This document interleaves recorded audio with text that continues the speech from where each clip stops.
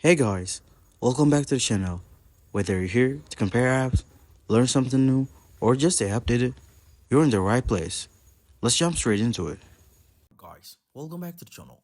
Today, I'm showing you how to connect SoundPad to Discord in 2025 so you can easily play sound effects, musics, or voice clips during your calls or streams.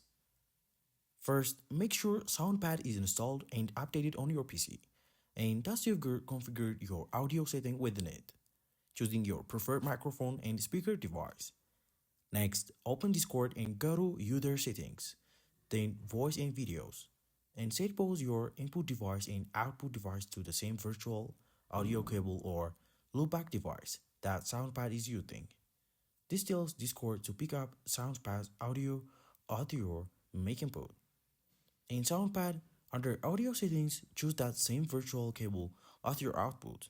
Now, when you play a sound in SoundPad, it will route through Discord just like your voice. It might take a reboot of both apps for everything to sync correctly. If you experience a feedback or echo, adjust your volume levels in the SoundPad and Discord or mute your mic temporarily when playing sounds. This setup lets you seamlessly trigger sound clips during chat, streaming, or gaming without extra hardware, all through software routing. Thanks for watching. If this helped you to connect SoundPad to Discord, please like the video, leave your questions in the comment, and subscribe for more gaming audio tutorials and guides. See you in the next time.